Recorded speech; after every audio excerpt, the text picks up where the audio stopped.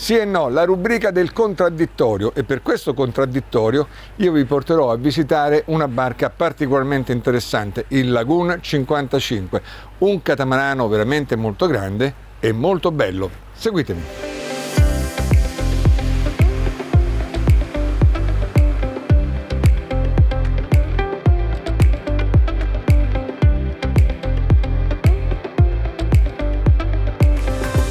Ciao Stefano! Ciao Maurizio, benvenuto a bordo. Stefano Pizzi, l'amministratore della Spartivento, uno dei maggiori importatori del gruppo Beneteau in Italia. Perché il gruppo Beneteau? Perché loro sono importatori Lagoon, importatori Beneteau, importatori Jeannot, per cui importano quasi tutto quello che il gruppo Beneteau produce. E siamo venuti a incontrare Stefano in un posto stupendo. Dove siamo, Stefano? Maurizio, qua siamo a Capo d'Orlando, quindi una base nostra charter e una base anche per il punto vendita per la concessionaria Beneteau e Lagoon per la Sicilia. Alle mie spalle c'è il Marina di Capo d'Orlando, a poco dietro sulla mia sinistra c'è il Capo d'Orlando che divide il Marina dal paesino sorridente che è sdraiato sulla spiaggia. Oggi è giornata bellissima, che vuoi ti dico, giornata molto bella, giusto un po' di foschia, ma una giornata molto bella. E noi siamo venuti qui perché domani mattina partiremo da qui con 3 catamarani per andare a Salina, alle Isole Olie, che è proprio qui davanti. Sono pochissime ore da qui per girare la terza puntata di una serie di documentari che stiamo facendo proprio in compartecipazione con la Spartivento. Voi dovete sapere che Spartivento, oltre a essere un importatore di queste barche, è anche una delle maggiori società di charter che noi abbiamo in Italia, e Capo d'Orlando appunto è una delle loro basi, anzi addirittura Capo d'Orlando è la base per la loro gamma lusso, per la Sail Lux. Ma adesso andiamo a parlare del Lagoon 55. Siamo sulla rubrica sì e no, e come sapete adesso partiremo con 2 domande. Io gli darò a Stefano 2 barche e lui mi dovrà dire quali sono i punti che più differenziano questa barca dall'altra che io gli metto a confronto. Iniziamo. La prima barca è il Bali 5.4. Come al solito mi inviti a nozze con questo Bali. E come al solito tu non so perché, troppo, però. Troppo. Non è carino questo vorrei discutere un po' di più su questo Bali, chiaramente. In questo momento dobbiamo discutere sul 54 e ci limiteremo a parlare del 5.4. Okay? Va bene. Quindi Lagoon 55, WOS 5.4, io non spenderei diciamo tanto fiato, ahimè, perché il nostro punto di forza è chiaramente, rispetto al loro punto debolissimo, è la reazione e la luce nelle cabine. Perché dici punto debolissimo? Perché il Bali 5.4 non ha passauomo, quindi il sistema dell'aria, il trattamento dell'aria ha dei problemi e la luce ce n'è poca, quindi abbiamo lateralmente, come il 55, abbiamo lateralmente delle luci, ma sicuramente non abbiamo passauomo e quindi poca aria, poca luce. Questo è vero, se voi vedete il 5.4 sul passavanti non ha lo stesso numero di passauomo che ha questa barca e altre barche simili a questa.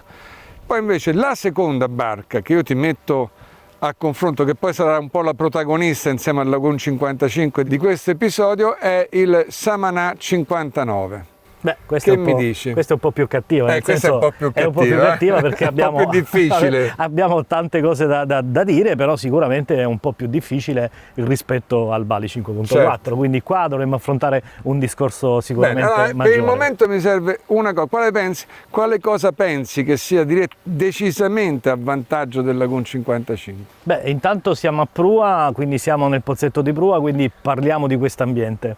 Effettivamente loro hanno questo metodo di progettazione che aprono questa porta a prua, quindi la dinette a pozzetto a prua.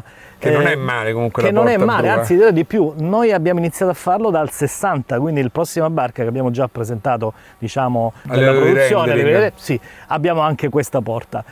Però l'accesso a prua del Samana 59 prevede il solito salottino che è un buco, nel senso che scendiamo sotto il livello visivo del mare e quindi stiamo molto giù, è un peccato gustarsi in questo salottino non vedendo il mare e anche con poca molto aria. affossato, tu Ecco, dici. quindi è sicuramente può essere un valore aggiunto, perché dalla Dinetti arrivi subito a prua, però non vedo che significa con Lagoon 55 fare 5 metri, 6 metri in più, ma trovare un divano di questi, un'accoglienza di questi, una possibilità di pranzare, di cenare, di fare gli aperitivi, una convivialità, una musica, quello che si vuole, insomma, e sicuramente è un locale. Poi noi non abbiamo la porta, ma abbiamo quella finestra che scende e sale e che quindi diventa un passavivande, diventa anche una conversazione con l'angolo della cucina, con lo chef, piuttosto che con la ospite. Ma però tu mi hai detto che comunque la porta di prua adesso l'avete messa sul 60, che uscirà tra qualche mese, no? Sì, sì. Ma allora anche il 60 però si ritroverà con un pozzetto che è una fossa.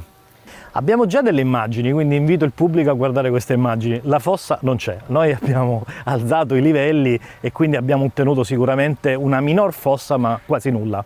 Io ho visto la barca in una versione top secret giorni fa, perché stavo in Lagoon. E cosa hanno fatto? Cosa secondo me poi effettivamente molto intelligente? Loro hanno abbassato molto questa parte centrale. Bravo, sì, infatti. Per cui abbassando la parte centrale, quando voi arrivate nel pozzetto, la vostra vista è libera, non avete qualche cosa davanti. E infatti anche i gradini che si devono usare per salire su sono di meno, se non mi sbaglio sono 2 contro 3. E con questo abbiamo finito la nostra prima parte. Adesso, se vuoi, andiamo a poppa e vediamo qualche altro punto. Con piacere.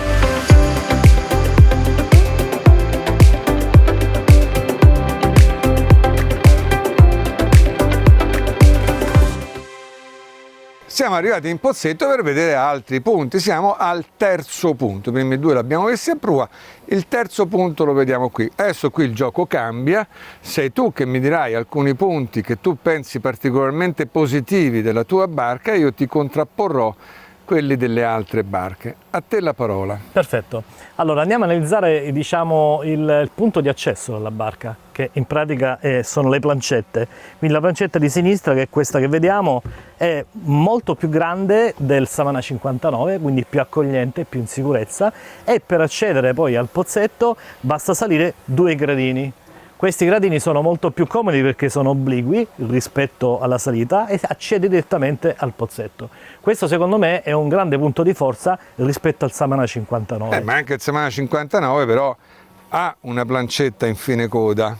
Ah, assolutamente sì, c'ha la plancetta di fine coda, ma è molto più piccola della nostra, è la metà di questa. E poi c'è dei gradini che sono dritti, quindi tu non accedi direttamente al pozzetto, ma accedi alle ali del pozzetto e poi fai il giro verso il pozzetto. Effettivamente il Savannah 59 ha la discesa alla coda molto tradizionale e sono 3 gradini a scendere. Sì, infatti. L'altro punto di forza, che per noi è un accessorio del Lagoon 55, però chiaramente la differenza è proprio questa. Noi abbiamo un accessorio che è una piastra, un barbecue esterno. Però qui aspetta, il Savannah 59 ce sapevo. l'ha pure loro e Sì. è pure bello oltretutto. Assolutamente, io non sto mettendo la bellezza, la funzionalità. Cioè noi abbiamo uno spazio che è molto comodo perché non ha questa plancetta, il Savannah ce l'abbiamo noi sul Lagoon 55.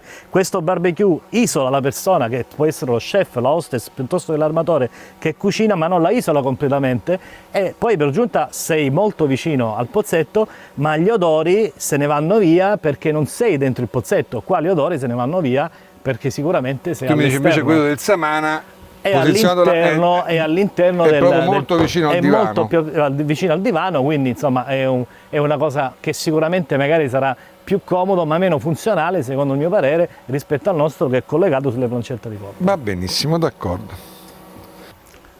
Dimenticavo che abbiamo anche la plancetta di dritta, chiaramente, no? Che anche quella ha una piccola cosa che è una chicca veramente, perché ha un accessorio che è un sedile che è nascosto, io non vedo però. È nascosto, che devi aprire, là insomma ti puoi accomodare con un gin tonic e degustare la navigazione a poppa. Per cui è una seduta da meditazione abbiamo. È una seduta da meditazione, quindi se vuoi approfondire invece il gin tonic forse è meglio il cognac. Va benissimo, va benissimo. E questo era il terzo punto. Adesso passiamo al quarto punto. Con piacere. Il quarto punto, parliamo sempre di accesso, quindi l'abbiamo visto come la comodità in dinetta, andiamo a salire ora sul Fly. Il Fly ha un accesso molto più comodo del Savannah. ha una scala più sicura perché è una scala strutturale, non è una scala diciamo d'acciaio. Quindi Però una scala... è molto bella quella scala. Sì, vabbè, le scale in acciaio sono tutte belle, ma la funzionalità della scala d'acciaio, la sicurezza non è come una scala strutturale. Quindi noi abbiamo una salita molto più comoda sul nostro Lagoon 55 fatto da 7 gradini. Questi gradini tu li sali, è avvolgente, sei in sicurezza e tenti bene e arrivi sul fly con un'apertura molto più comoda rispetto al Samana 59. Quindi questa scala del Samana 59 che è sul lato destro, che è dritta e che a mio modesto parere non è anche bella a vedere, nel senso che è un impatto molto duro perché c'è molto acciaio, potrebbe anche non essere molto in sicurezza e secondo me il nostro punto di forza è la scala rispetto a loro e quindi l'accesso al fly. Per cui non mi ha lasciato parole, non posso neanche contrastare. Va bene, te lo do per buono. Grazie. A questo punto andiamo a vedere il quinto punto e sono curioso. Assolutamente, andiamo a vedere insomma la dinette. La dinette, ok.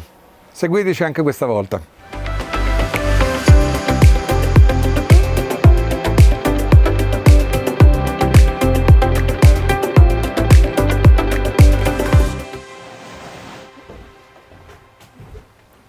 Eccoci arrivati Maurizio. La dinette, il posto più importante no, uno sicuramente dei posti più importanti della barca. Ma prima di cominciare, di affrontare il capitolo dinette, io volevo fare due cose. La prima è farti i complimenti perché questa barca è veramente molto originale. Tutta questa decorazione qua sopra secondo me è molto bella e come vedete anche nelle cabine, nella parte degli scafi ci sono queste decorazioni che la arricchiscono molto e soprattutto la rendono unica, assolutamente originale. È una barca che non assomiglia a nessun'altra. E questo perciò bisogna rendervene merito. La seconda invece è una domanda: questa barca è un programma di gestione? Sì, questa barca è un programma di gestione. Benissimo, per cui questa barca è stata acquistata da un proprietario privato. Perfetto. Lui la paga a metà, voi la pagate a metà. Perfetto. Lui la usa per le vacanze, voi la usate per noleggiarla. Per noleggiare. Noleggiamo questa barca con skipper hostess, quindi nella gamma Sailax. Ah, la gamba Selex, perché voi considerate che loro, abbiamo detto che sono una grande società di charter, all'interno della loro società di charter c'è una sezione che si chiama Sailax, un programma che si chiama Sailax, che è dedicato al lusso, al noleggio di lusso. Pensate che hanno addirittura una base a parte.